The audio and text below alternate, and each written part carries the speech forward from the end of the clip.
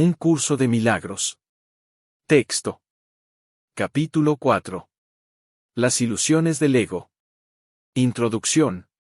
La Biblia dice que si un hermano te pide que camines con él 1 milla, que le acompañes 2. Ciertamente no sugiere que le retrases en su viaje. Tu dedicación a un hermano no puede tampoco retrasarte a ti, solo puede conducir a un progreso mutuo. El resultado de una dedicación genuina es la inspiración, palabra que es lo opuesto a la fatiga, si se entiende correctamente. Estar fatigado es estar desanimado, mas estar inspirado es estar en el espíritu. Ser egocéntrico es estar desanimado, mas estar centrado en sí mismo, en el buen sentido de la expresión, es estar inspirado, o en el espíritu. Los verdaderamente inspirados están iluminados y no pueden morar en las tinieblas. Puedes hablar desde el espíritu o desde el ego, según elijas. Si hablas desde el espíritu es que has decidido acatar las palabras. Aquíétate y reconoce que yo soy Dios. Estas son palabras inspiradas porque reflejan conocimiento. Si hablas desde el ego, estás renegando del conocimiento, en vez de ratificándolo, y, por lo tanto, estás desanimándote. No te embarques en viajes inútiles, pues ciertamente no llevan a ninguna parte. Puede que el ego los desee, pero el espíritu no puede emprenderlos, porque nunca está dispuesto a apartarse de sus cimientos. El viaje a la cruz debería ser el último viaje inútil. No sigas pensando en él, sino dalo por concluido. Si puedes aceptarlo como tu último viaje inútil, serás libre también de unirte a mi resurrección. Mientras no lo hagas, estarás desperdiciando tu vida, ya que ésta simplemente seguirá siendo una repetición de la separación, de la pérdida de poder, de los esfuerzos fútiles que el ego lleva a cabo en busca de compensación, y, finalmente, de la crucifixión del cuerpo o muerte. Estas repeticiones continuarán indefinidamente hasta que voluntariamente se abandonen. No cometas el patético error de aferrarte a la vieja y rugosa cruz. El único mensaje de la crucifixión es que puedes superar la cruz. Hasta que no la superes, eres libre de seguir crucificándote tan a menudo como quieras. Este no es el evangelio que intenté ofrecerte. Tenemos otro viaje que emprender, y si lees cuidadosamente las lecciones que aquí se ofrecen, te ayudarán a prepararte para emprenderlo. 1. La enseñanza y el aprendizaje correctos. Un buen maestro clarifica sus propias ideas y las refuerza al enseñarlas. En el proceso de aprendizaje, tanto el maestro como el alumno están a la par, ambos se encuentran en el mismo nivel de aprendizaje, y, a menos que compartan sus lecciones, les faltará convicción. Un buen maestro debe tener fe en las ideas que enseña, pero tiene que satisfacer, además, otra condición, debe tener fe en los estudiantes a quienes ofrece sus ideas. Muchos montan guardia en torno a sus ideas porque quieren conservar sus sistemas de pensamiento intactos, y aprender significa cambiar. Quienes creen estar separados siempre temen cambiar, porque no pueden concebir que los cambios sean un paso hacia adelante en el proceso de subsanar la separación. Siempre los perciben como un paso hacia una mayor separación, debido a que la separación fue su primera experiencia de cambio. Crees que si no permites ningún cambio en tu ego, alcanzarás la paz. Esta marcada confusión solo puede tener lugar si sostienes que un mismo sistema de pensamiento puede erigirse sobre dos cimientos distintos. Nada puede llegar al espíritu desde el ego, ni nada puede llegar al ego desde el espíritu.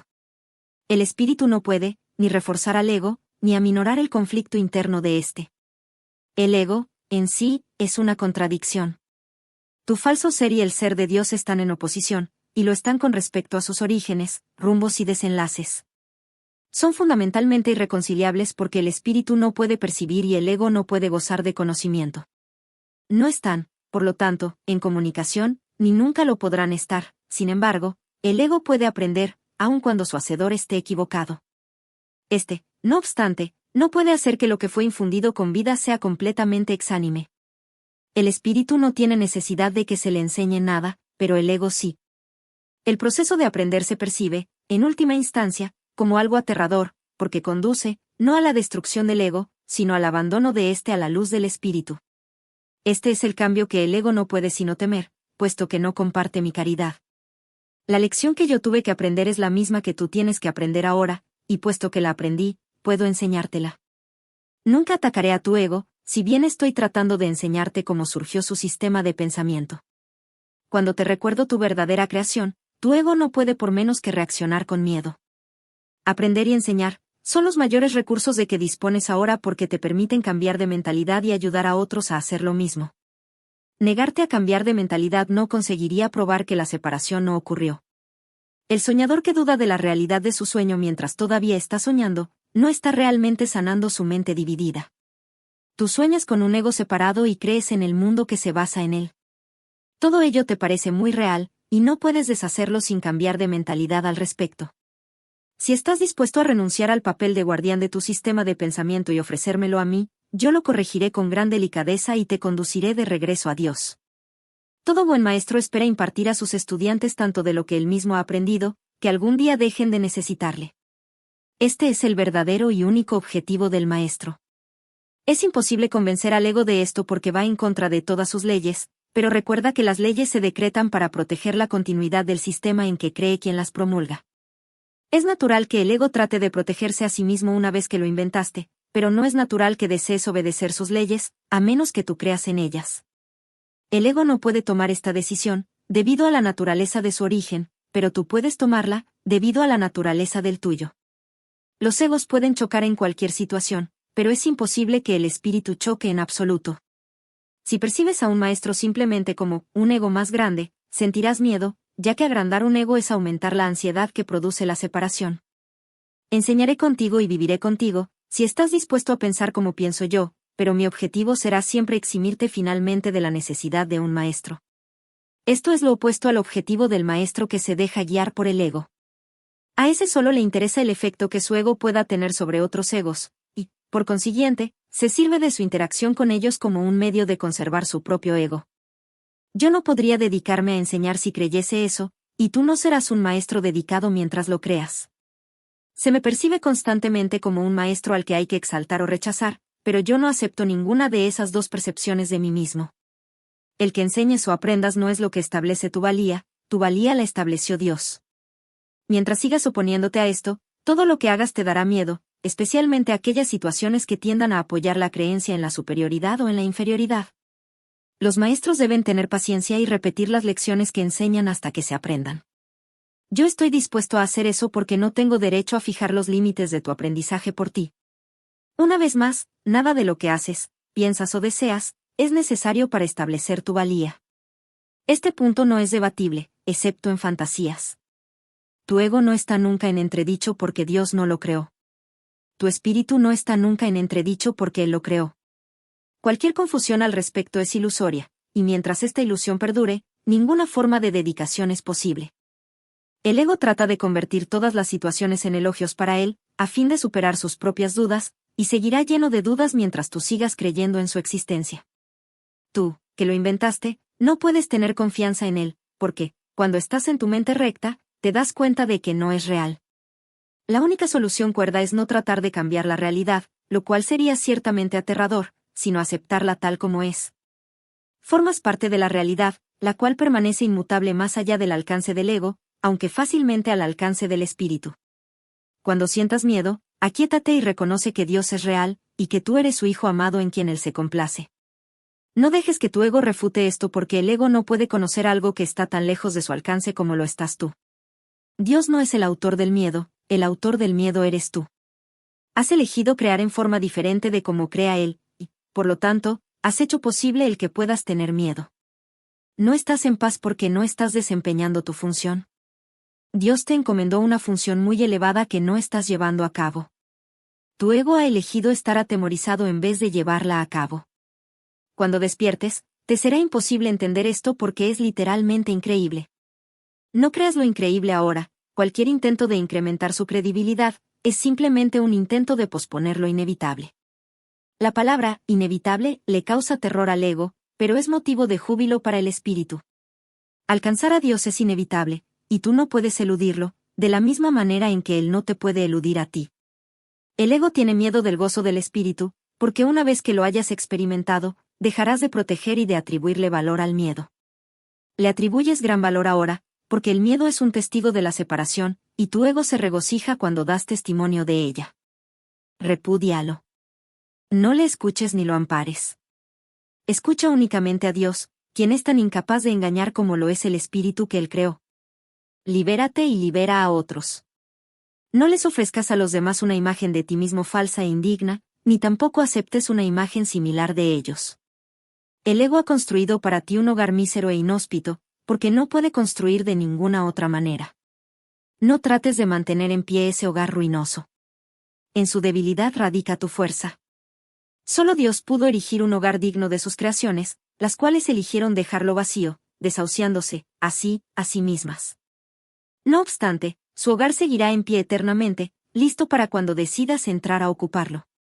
De esto puedes estar completamente seguro, Dios es tan incapaz de crear lo perecedero, como el ego es de fabricar lo eterno. Desde tu ego no puedes hacer nada para salvarte o para salvar a otros, pero desde tu espíritu puedes hacer cualquier cosa para salvar a otros o para salvarte a ti mismo. La humildad es una lección para el ego, no para el espíritu. El espíritu está más allá de la humildad, porque reconoce su esplendor y gustosamente irradia su luz por todas partes. Los mansos heredarán la tierra, porque sus egos son humildes, y esto hace que su percepción sea más fidedigna. El reino de los cielos es el derecho del espíritu, cuya belleza y dignidad están mucho más allá de cualquier duda, más allá de la percepción, y se alzan para siempre como las señales del amor de Dios hacia sus creaciones, las cuales son absolutamente dignas de Él y solo de Él.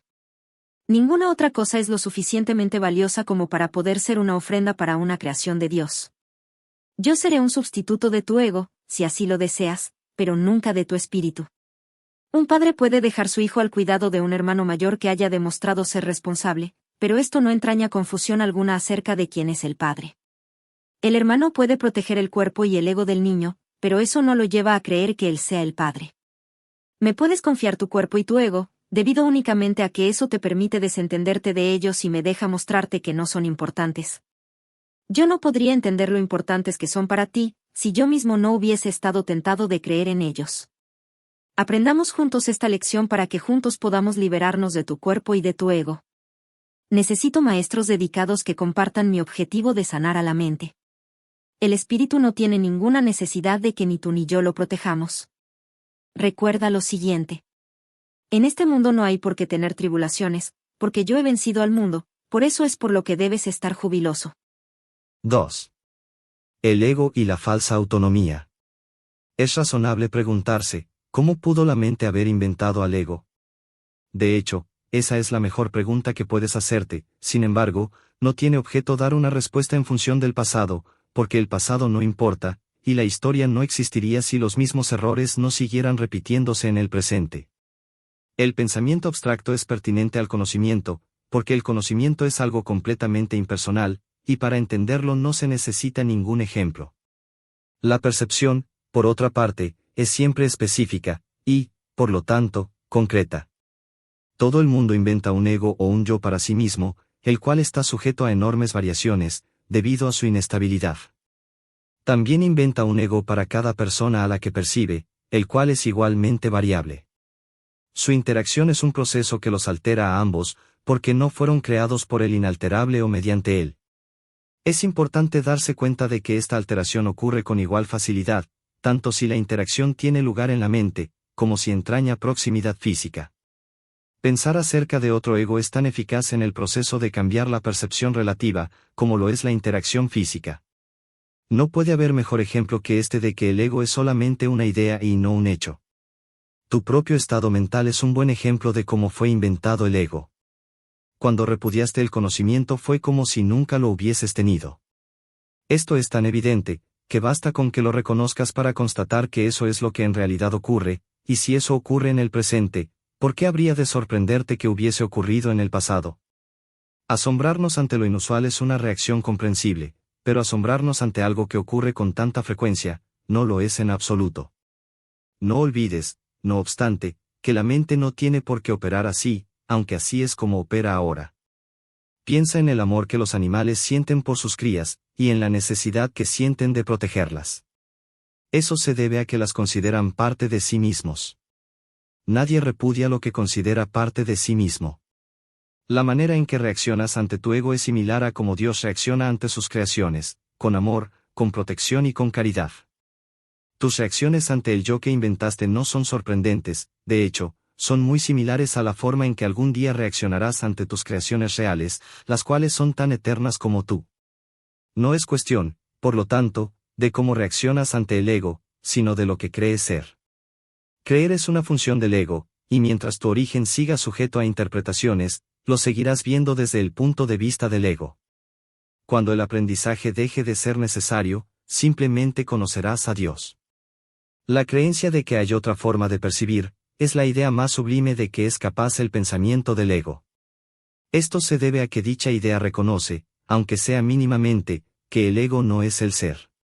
Socavar el sistema de pensamiento del ego no puede sino percibirse como un proceso doloroso, aunque no hay nada que esté más lejos de la verdad.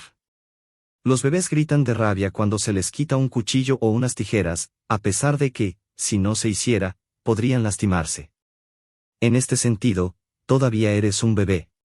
No tienes una idea clara de lo que es el verdadero instinto de conservación, y a lo mejor decidirás que necesitas precisamente lo que más daño te haría. Sin embargo, tanto si lo reconoces ahora como si no, has acordado cooperar en el empeño por llegar a ser inofensivo y servicial, atributos estos que son inseparables.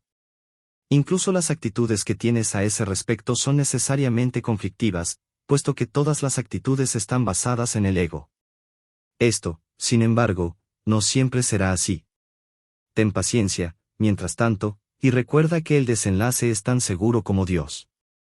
Solo quienes tienen una sensación real y duradera de abundancia pueden ser verdaderamente caritativos. Esto resulta obvio cuando consideras lo que realmente quiere decir ser caritativo. Para el ego, dar cualquier cosa significa tener que privarse de ello. Cuando asocias el acto de dar con el sacrificio, das solamente porque crees que de alguna forma vas a obtener algo mejor, y puedes, por lo tanto, prescindir de la cosa que das. Dar para obtener, es una ley ineludible del ego, que siempre se evalúa a sí mismo en función de otros egos, por lo tanto, está siempre obsesionado con la idea de la escasez, que es la creencia que le dio origen. Su percepción de otros egos como entes reales, no es más que un intento de convencerse a sí mismo de que él es real. El amor propio, desde el punto de vista del ego, no significa otra cosa que el ego se ha engañado a sí mismo creyendo que es real, y, por lo tanto, está temporalmente menos inclinado a depredar. Ese amor propio es siempre vulnerable a experimentar tensión, término este que se refiere a cualquier cosa que él perciba como una amenaza a su existencia. El ego vive literalmente a base de comparaciones.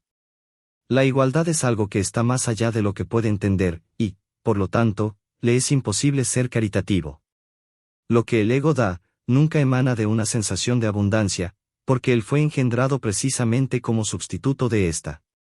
Por eso es por lo que el concepto de obtener surgió en su sistema de pensamiento. Los apetitos son mecanismos para obtener que representan la necesidad del ego de ratificarse a sí mismo. Esto es cierto, tanto en el caso de los apetitos corporales, como en el de las llamadas necesidades más elevadas del ego. El origen de los apetitos corporales no es físico. El ego considera al cuerpo como su hogar, y trata de satisfacerse a sí mismo a través de él, pero la idea de que eso es posible es una decisión de la mente, que está completamente confundida acerca de lo que realmente es posible. El ego cree que tiene que valerse por sí mismo para todo, lo cual no es más que otra forma de describir cómo cree que él mismo se originó. Es un estado de tanto temor, que lo único que puede hacer es dirigirse a otros egos y tratar de unirse a ellos, en un débil intento de identificarse con ellos, o atacarlos, en una demostración, igualmente débil, de fuerza.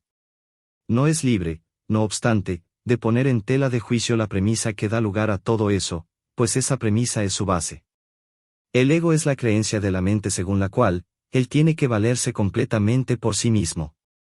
Los incesantes esfuerzos que realiza por ganar el reconocimiento del espíritu y establecer así su propia existencia, son inútiles.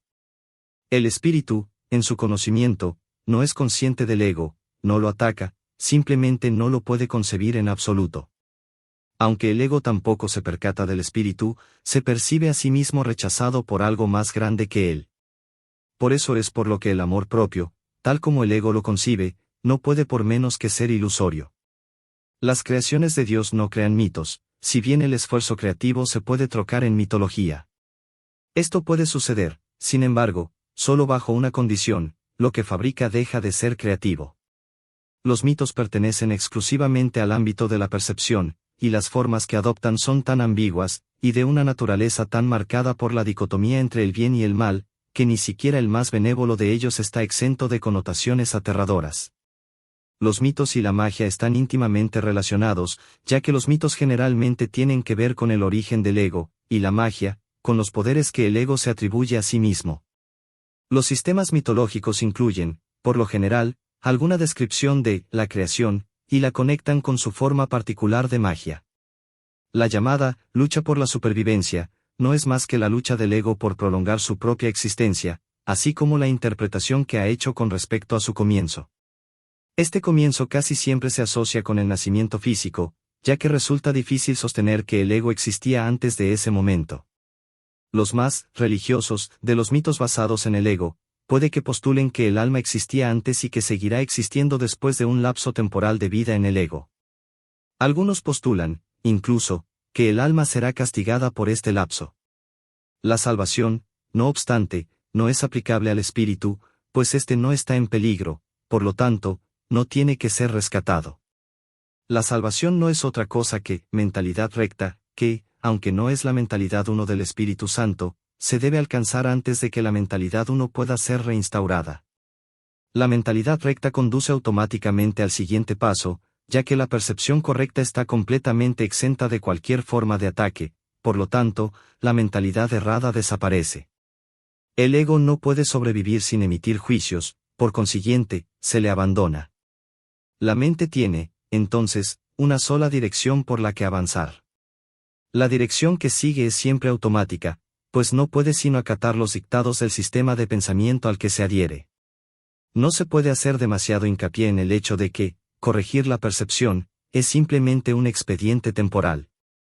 Dicha corrección es necesaria únicamente porque la percepción falsa es un obstáculo para el conocimiento, mientras que la percepción fidedigna es un trampolín hacia él.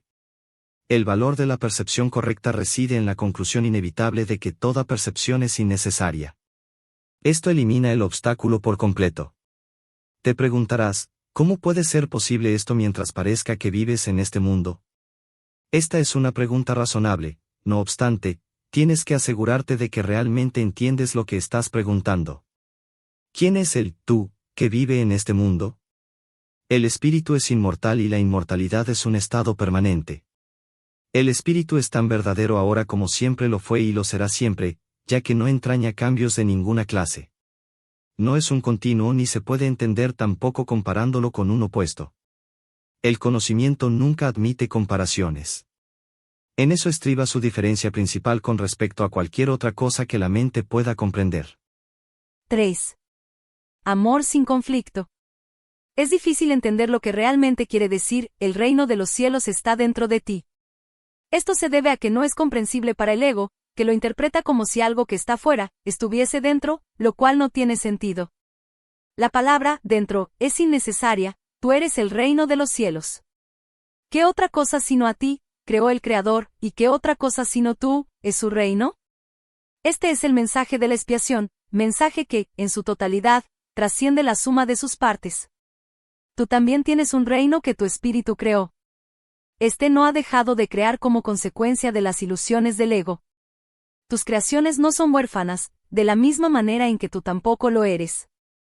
Tu ego y tu espíritu nunca serán co-creadores, pero tu espíritu y tu creador, lo serán siempre. Ten por seguro que tus creaciones están tan a salvo como lo estás tú. El reino está perfectamente unido y perfectamente protegido, y el ego no prevalecerá contra él.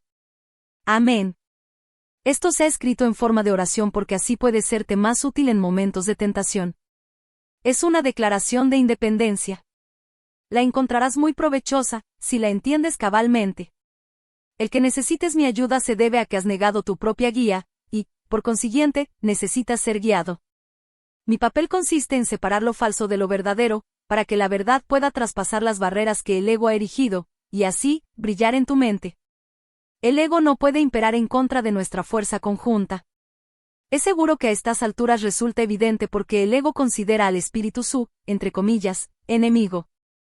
El ego surgió como resultado de la separación, y la continuidad de su existencia depende de que tú sigas creyendo en ella. El ego tiene que ofrecerte algún tipo de recompensa para que sigas abrigando esta creencia. Lo único que puede ofrecerte, es una sensación de existencia temporal, que se origina con su propio comienzo y termina con su propio final. Te dice que esa vida es tu existencia porque es la suya propia. Frente a esta sensación de existencia temporal, el espíritu te ofrece el conocimiento de la permanencia y de la inmutabilidad del estado de ser. Nadie que haya experimentado la revelación de esto puede volver a creer completamente en el ego otra vez. ¿Cómo iba a poder imperar su miserable oferta por encima del glorioso regalo que Dios te hace? Tú, que te identificas con el ego, no puedes creer que Dios te ame. No amas lo que hiciste, y lo que hiciste, no te ama a ti. El ego, que fue engendrado como resultado de tu negación del Padre, no le guarda lealtad a su Hacedor. No puedes ni imaginarte la relación real que existe entre Dios y sus creaciones, debido al odio que le tienes al ser que fabricaste. Proyectas sobre el ego tu decisión de estar separado, y esto entra en conflicto con el amor que, por ser su Hacedor, sientes por él. No hay amor en este mundo que esté exento de esta ambivalencia, y puesto que ningún ego ha experimentado amor sin ambivalencia, el amor es un concepto que está más allá de su entendimiento. El amor aflorará de inmediato en cualquier mente que de verdad lo desee, pero tiene que desearlo de verdad. Esto quiere decir, desearlo sin ninguna ambivalencia, y esta forma de desear está completamente desprovista de la compulsión de obtener del ego. Existe una clase de experiencia, tan diferente de todo lo que el ego pudiera ofrecerte, que nunca más querrás volver a encubrirla o ocultarla. Es necesario repetir que tu creencia en la oscuridad y en la ocultación es la razón de que la luz no pueda pasar. La Biblia hace referencia frecuentemente a los inconmensurables dones que te aguardan, pero que tienes que pedir. Esta no es una condición como las que el ego establece, sino que es la gloriosa condición de lo que tú eres. Ninguna fuerza, excepto tu propia voluntad, es lo suficientemente fuerte o digna como para poder guiarte. En esto eres tan libre como Dios y así será eternamente. Pidámosle al Padre, en mi nombre, que te mantenga consciente de su amor por ti y del tuyo por Él. Él nunca ha dejado de responder a este ruego, pues lo único que éste pide es lo que su voluntad ya ha dispuesto.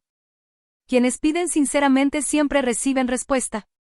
No debes anteponer otros dioses a Él porque no hay otros dioses. Nunca se te ha ocurrido realmente renunciar a todas las ideas que hayas tenido que se oponen al conocimiento. Conservas miles de retazos de temor que le impiden la entrada al Santísimo. La luz no puede filtrarse a través de los muros que levantas para obstruir su paso, y nunca estará dispuesta a destruir lo que tú has hecho. Nadie puede ver a través de un muro, pero yo puedo transponerlo. Mantente alerta contra los retazos de miedo que aún conservas en tu mente, o, de lo contrario, no podrás pedirme que lo transponga, pues solo puedo ayudarte tal como nuestro Padre nos creó.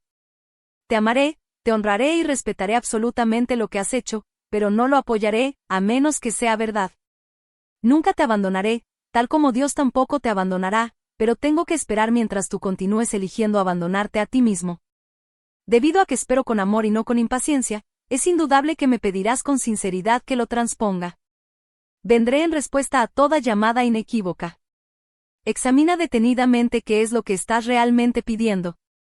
Sé muy honesto contigo mismo al respecto, pues no debemos ocultarnos nada el uno al otro. Si realmente tratas de hacer esto, habrás dado el primer paso en el proceso de preparar a tu mente, a fin de que el Santísimo pueda entrar en ella. Nos prepararemos para ello juntos, pues una vez que Él haya llegado, estarás listo para ayudarme a preparar otras mentes para que estén listas para Él. ¿Hasta cuándo vas a seguir negándole su reino? En tu propia mente, aunque negada por el ego, se encuentra la declaración que te hará libre: Dios te ha dado todo. Este simple hecho significa que el ego no existe, y esto le atemoriza mortalmente. En el lenguaje del ego, tener y ser significan dos cosas distintas, si bien para el Espíritu Santo, son exactamente lo mismo. El Espíritu Santo sabe que lo tienes todo y que lo eres todo. Cualquier distinción al respecto es significativa solamente cuando la idea de obtener, que implica carencia, ha sido previamente aceptada. Por eso es por lo que no hacemos ninguna distinción entre tener el reino de Dios y ser el reino de Dios. Al sereno ser del reino de Dios, del que eres perfectamente consciente cuando estás en tu sano juicio, se le expulsa sin miramientos de aquella parte de la mente que el ego rige.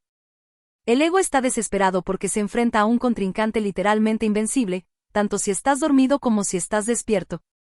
Observa cuánta vigilancia has estado dispuesto a ejercer para proteger a tu ego, y cuán poca para proteger a tu mente recta. ¿Quién, sino un loco, se empeñaría en creer lo que no es cierto y en defender después esa creencia a expensas de la verdad? 4. Esto no tiene por qué ser así. Si no puedes oír la voz de Dios es porque estás eligiendo no escucharla, pero que si escuchas a la voz de tu ego, lo demuestran tus actitudes, tus sentimientos, y tu comportamiento. No obstante, eso es lo que quieres, por eso es por lo que luchas y lo que procuras proteger manteniéndote alerta. Tu mente está repleta de estratagemas para hacer quedar bien al ego, pero no buscas la faz de Cristo. El espejo en el que el ego trata de ver su rostro es ciertamente tenebroso.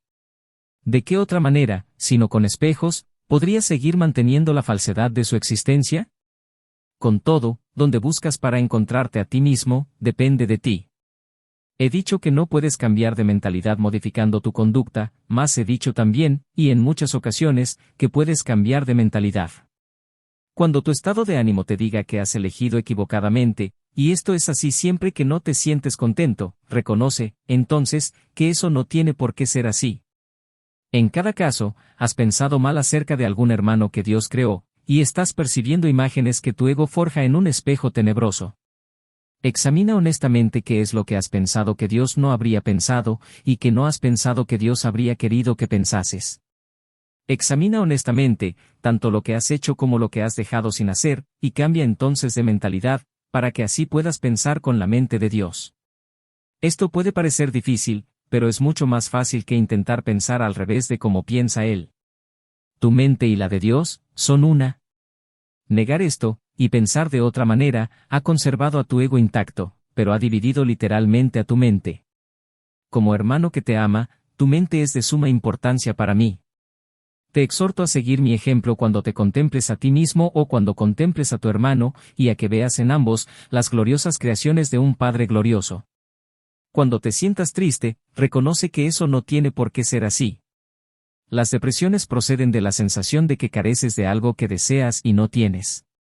Recuerda que no careces de nada, excepto si tú mismo así lo has decidido, y toma, entonces, otra decisión. Cuando sientas ansiedad, date cuenta de que la ansiedad procede de los caprichos del ego, y luego reconoce que eso no tiene por qué ser así. Puedes estar tan alerta contra los dictados del ego como en su favor. Cuando te sientas culpable, recuerda que el ego ciertamente ha violado las leyes de Dios, pero tú no. Los pecados del ego, déjamelos a mí. Ese es el propósito de la expiación, pero hasta que no cambies de parecer con respecto a quienes tu ego ha herido, la expiación no podrá liberarte. Si te sigues sintiendo culpable, es porque tu ego sigue al mando, ya que solo el ego puede experimentar culpa. Eso no tiene por qué ser así. Vigila tu mente contra las tentaciones del ego, y no te dejes engañar por él, no tiene nada que ofrecerte.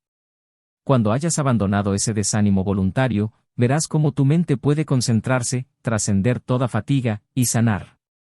No obstante, no te mantienes lo suficientemente alerta contra las exigencias del ego como para poder librarte de ellas. Eso no tiene por qué ser así. El hábito de colaborar con Dios y sus creaciones, se adquiere fácilmente si te niegas diligentemente a dejar que tu mente divague. No se trata de un problema de falta de concentración, sino de la creencia de que nadie, incluido tú, es digno de un esfuerzo continuo. Ponte de mi parte sistemáticamente contra este engaño y no permitas que esa desafortunada creencia te retrase. Los descorazonados no pueden ayudarse a sí mismos, ni me pueden ayudar a mí, sin embargo, solo el ego puede sentirse descorazonado. ¿Te has detenido a pensar seriamente en las muchas oportunidades que has tenido de regocijarte y en cuántas has dejado pasar? El poder de un hijo de Dios es ilimitado, pero él puede restringir la expresión de su poder tanto como quiera. Tu mente y la mía pueden unirse para desvanecer, con su luz, a tu ego, liberando la fuerza de Dios para que reverbere en todo lo que hagas o pienses. No te conformes con menos, y niégate a aceptar, como tu objetivo, nada que no sea eso. Vigila tu mente con sumo cuidado contra cualquier creencia que se interponga en el logro de tu objetivo, y recházala. Juzga por tus sentimientos cuán bien has hecho esto, pues ese es el único uso acertado del juicio. Los juicios, al igual que cualquier otra defensa, se pueden utilizar para atacar o para proteger, para herir o para sanar. Al ego se le debe llevar a juicio, y allí, declararlo inexistente. Sin tu lealtad, protección y amor, el ego no puede existir. Deja que sea juzgado imparcialmente y no podrás por menos que retirarle tu lealtad, tu protección y tu amor. Eres un espejo de la verdad en el que Dios mismo brilla en perfecta luz. Al tenebroso espejo del ego, Solo tienes que decirle, no voy a mirar ahí, porque sé que esas imágenes no son verdad. Deja, entonces, que el Santísimo brille sobre ti en paz, sabiendo que así y solo así es como debe ser. Su mente resplandeció sobre ti en tu creación y le dio existencia a tu mente. Su mente resplandece todavía sobre ti y no puede sino resplandecer a través de ti. Tu ego no puede impedir que Dios resplandezca sobre ti, pero puede impedir que lo dejes resplandecer a través de ti. El primer advenimiento de Cristo no es más que otro nombre para la creación, pues Cristo es el Hijo de Dios. El segundo advenimiento de Cristo no significa otra cosa que el fin del dominio del ego y la sanación de la mente. Al igual que tú, fui creado en el primero, y te he llamado para que te unas a mí en el segundo. Estoy a cargo del segundo advenimiento, y mi juicio, que se usa solamente como protección, no puede ser erróneo porque nunca ataca. El tuyo puede estar tan distorsionado, que hasta creas que me equivoqué al escogerte. Te aseguro que eso es un error de tu ego, no lo confundas con humildad. Tu ego está tratando de convencerte de que él es real y de que yo no lo soy, ya que, si yo soy real, no puedo ser más real que tú. Ese conocimiento, y yo te aseguro que es conocimiento, significa que Cristo ha venido a tu mente y la ha sanado. Yo no ataco a tu ego, trato con tu mente superior, la morada del Espíritu Santo, tanto si estás dormido como si estás despierto, al igual como tu ego trata con tu mente inferior, que es su hogar. Me mantengo alerta por ti con respecto a esto, porque tú estás tan confundido, que te resulta imposible reconocer tu propia esperanza. No estoy equivocado, tu mente optará por unirse a la mía, y juntos somos invencibles. Tú y tu hermano se unirán finalmente en mi nombre, y la cordura de ambos les será restaurada. Resucité a los muertos porque sabía que la vida era un atributo eterno de todo lo que el Dios viviente creó. ¿Por qué crees que habría de ser más difícil para mí inspirar a los desanimados o estabilizar lo inestable? Yo no creo que haya grados de dificultad en los milagros, pero tú sí. Te he llamado y tú responderás. Yo comprendo que los milagros son acontecimientos naturales, porque son expresiones de amor. El que yo te llame es tan natural como el que tú me respondas, e igualmente inevitable. 5. La ilusión del ego-cuerpo. Todas las cosas obran conjuntamente para el bien. En esto no hay excepciones, salvo a juicio del ego. El ego se mantiene extremadamente alerta con respecto a lo que permite llegar hasta la conciencia, y esa no es la manera en que una mente equilibrada se mantiene ecuánime. El desequilibrio del ego se acentúa aún más, porque mantiene su motivación principal oculta de tu conciencia, y hace que el control predomine sobre la cordura. El ego tiene todas las razones del mundo para hacer esto, dado el sistema de pensamiento que le dio origen y al que sirve. Puesto que el sano juicio juzgaría irrevocablemente contra él, el ego lo tiene que eliminar en aras de su propia supervivencia. Una de las causas principales del estado de desequilibrio del ego es su falta de discernimiento entre el cuerpo y los pensamientos de Dios. Los pensamientos de Dios son inaceptables para el ego, porque apuntan claramente al hecho de que Él no existe. El ego, por lo tanto, los distorsiona o se niega a aceptarlos, pero no puede hacer que dejen de existir. El ego, por consiguiente, trata de ocultar, no solo los impulsos inaceptables del cuerpo, sino también los pensamientos de Dios, ya que ambos suponen una amenaza para él. Dado que lo que básicamente le preocupa es su propia supervivencia ante cualquier amenaza, el ego los percibe a ambos como si fueran lo mismo, y al percibirlos así, evita ser aniquilado, como de seguro lo sería en presencia del conocimiento. Cualquier sistema de pensamiento que confunda a Dios con el cuerpo, no puede por menos que ser demente. Sin embargo, esa confusión es esencial para el ego, que juzga únicamente en función de lo que supone o no una amenaza para él. En cierto sentido, su temor a Dios es, cuando menos, lógico, puesto que la idea de Dios hace que el ego se desvanezca, pero que le tenga miedo al cuerpo, con el que se identifica tan íntimamente, no tiene ningún sentido. El cuerpo es el hogar que el ego ha elegido para sí. Esta es la única identificación con la que se siente seguro, ya que la vulnerabilidad del cuerpo es su mejor argumento de que tú no puedes proceder de Dios. Esta es la creencia que el ego apoya fervientemente, sin embargo, odia al cuerpo porque no lo considera lo suficientemente bueno como para ser su hogar. En este punto es donde la mente queda definitivamente aturdida. Habiéndole dicho el ego que ella es realmente parte del cuerpo, y que el cuerpo es su protector, también le dice que el cuerpo no puede protegerla, por consiguiente, la mente inquiere. ¿Dónde puedo, entonces, encontrar protección? A lo que el ego responde, en mí. La mente, y no sin razón, le recuerda al ego que él mismo ha insistido en que, con lo que él está identificado es con el cuerpo, de modo que no tiene objeto recurrir a éste para obtener protección. El ego no dispone de una respuesta plausible para esto, puesto que no la hay, pero sí dispone de una solución típica: elimina la pregunta de la conciencia. Una vez fuera de la conciencia, la pregunta puede producir desasosiego, y, de hecho, lo produce, pero no puede ser contestada, porque no puede ser planteada. Esta es la pregunta que debes hacerte. ¿A dónde debo acudir en busca de protección? Busca y hallarás, no significa que tengas que buscar ciega y desesperadamente algo que no podrías reconocer.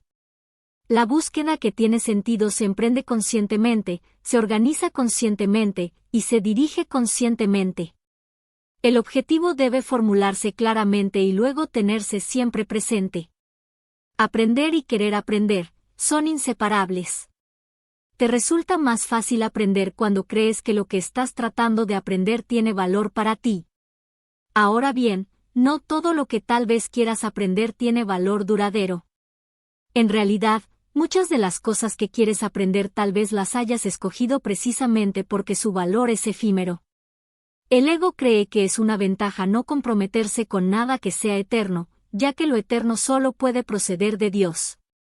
La eternidad es la única función que el ego ha tratado de desarrollar, si bien ha fracasado repetidamente. El ego transige con la cuestión de lo eterno, al igual que con todas las cuestiones que de algún modo tienen que ver con la verdadera pregunta, la cual espera encubrir y mantener fuera de la conciencia, ocupándose de asuntos marginales.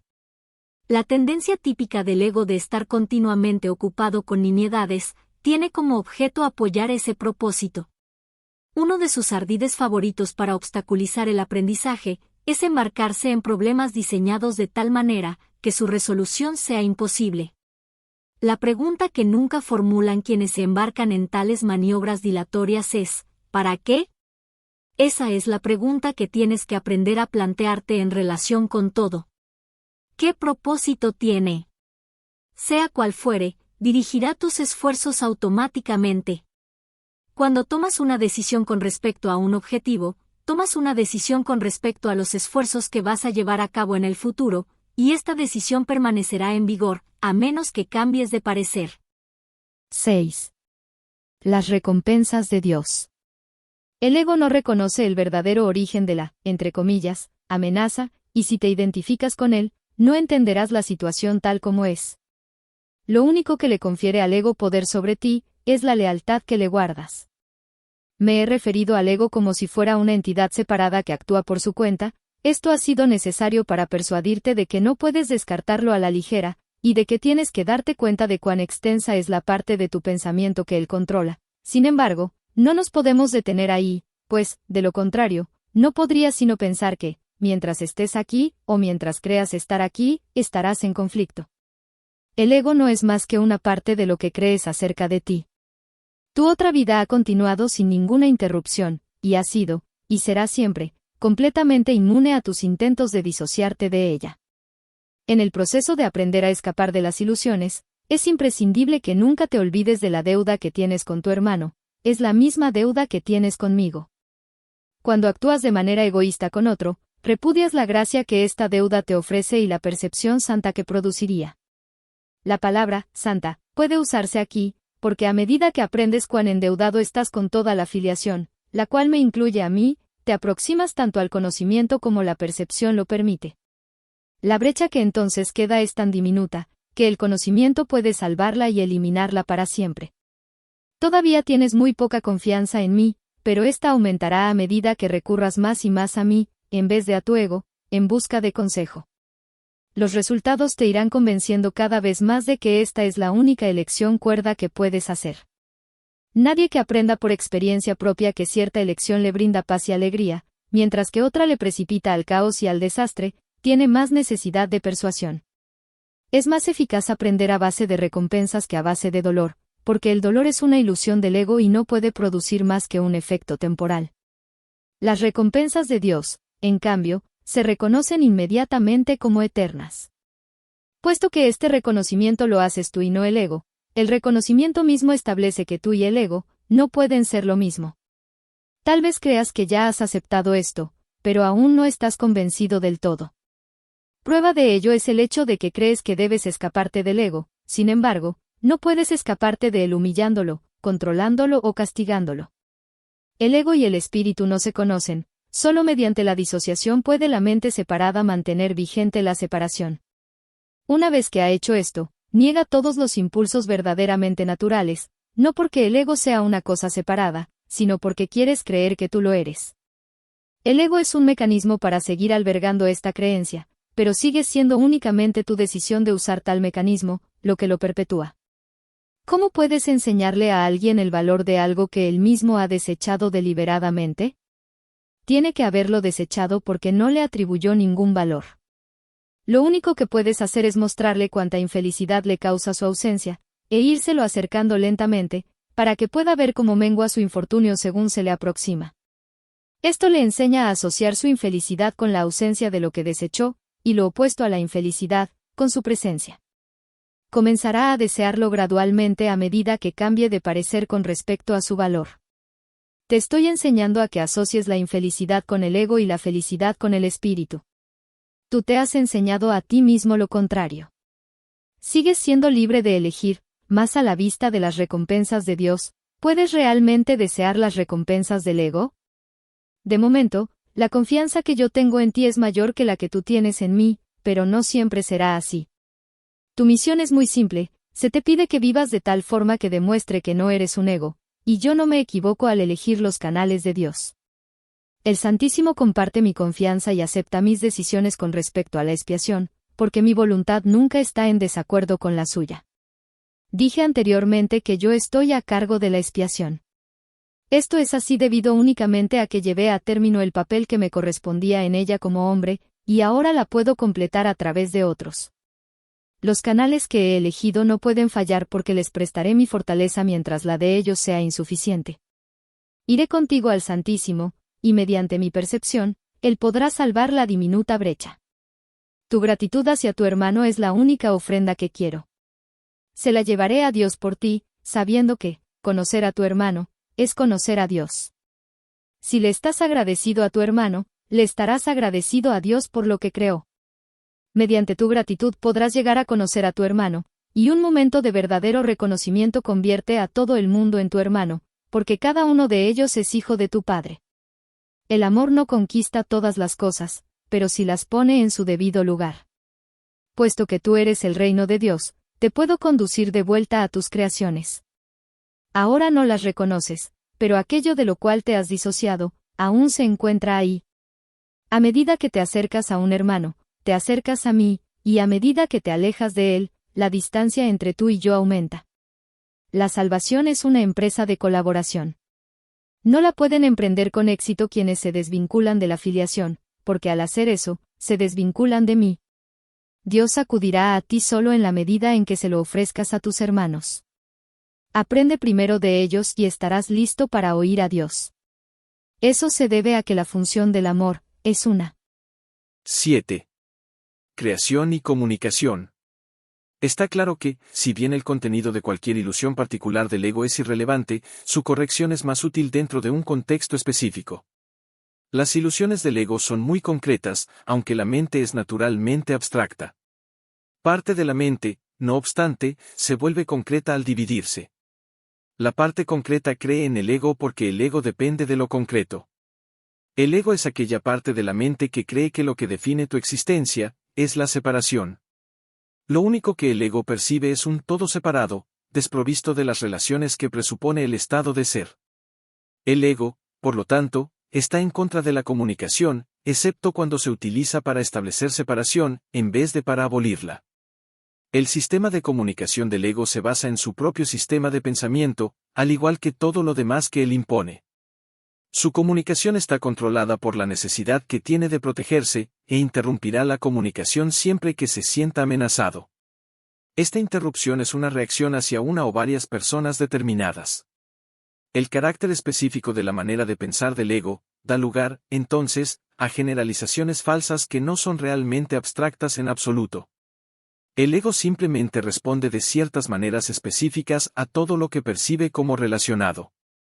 El espíritu, en cambio, reacciona de la misma manera a todo lo que sabe que es verdadero, y no responde en absoluto a nada más. Tampoco hace ningún esfuerzo por establecer lo que es verdad, sabe que lo único que es verdad es lo que Dios creó. El espíritu está en completa y directa comunicación con todos los aspectos de la creación, debido a que está en completa y directa comunicación con su Creador. Esta comunicación es la voluntad de Dios. Creación y comunicación son sinónimos. Dios creó a cada mente comunicándole su mente, y, de este modo, la estableció para siempre como un canal para su mente y su voluntad. Puesto que solo los seres que pertenecen a un mismo orden pueden realmente comunicarse, sus creaciones se comunican naturalmente con él y como él. Esta comunicación es perfectamente abstracta, ya que su aplicación es de una calidad universal, y no está sujeta a ningún juicio, excepción o alteración. Dios te creó mediante esta comunicación y para ella.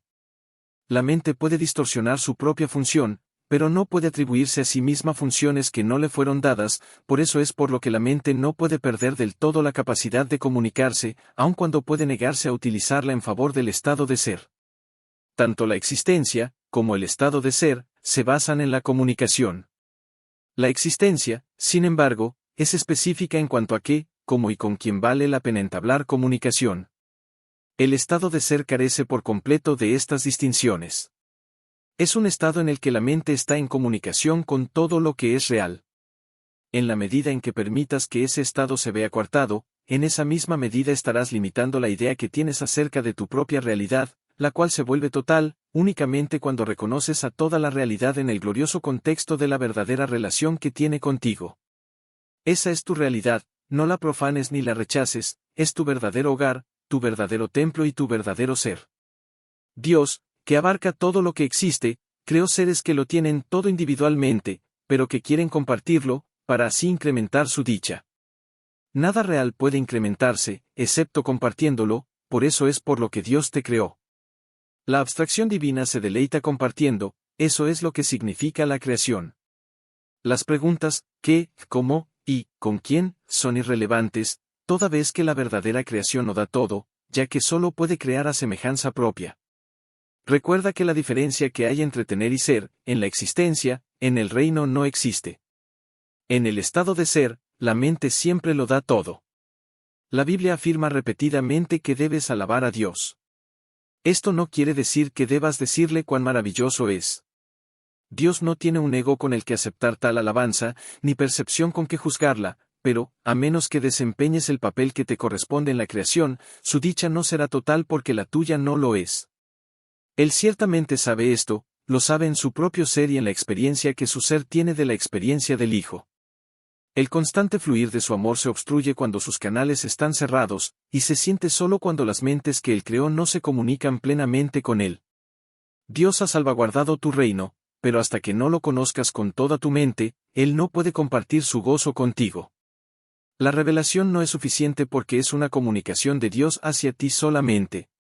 Dios no tiene necesidad de que se le devuelva la revelación, lo cual sería claramente imposible, pero sí desea que se transmita a otros. Esto no se puede hacer con la revelación en sí, pues su contenido no puede ser expresado debido a que es algo sumamente personal para la mente que lo recibe. No obstante, dicha mente lo puede extender a otras mentes mediante las actitudes generadas por la sabiduría que se deriva de la revelación. Dios es alabado cada vez que una mente aprende a ser completamente servicial. Esto, sin embargo, es imposible, a menos que también aprenda a ser completamente inofensiva, pues ambos conceptos tienen que coexistir. Quienes son verdaderamente serviciales, son a su vez invulnerables, porque no protegen a sus egos, y, por lo tanto, nada puede hacerles daño. Su espíritu servicial es la manera en que alaban a Dios, y Él les devolverá las alabanzas que le hagan, porque ellos son como Él, y pueden regocijarse juntos. Dios se extiende hasta ellos y por medio de ellos, y una gran alegría cunde por todo el reino. Cada mente que ha sido transformada, Contribuye a aumentar esta alegría, al estar individualmente dispuesta a compartirla. Los verdaderamente serviciales son los obradores de milagros de Dios, a quienes yo dirijo hasta que estemos todos unidos en el júbilo del reino. Te dirigiré allí donde puedas ser verdaderamente servicial y a quien pueda seguir mi dirección a través de ti.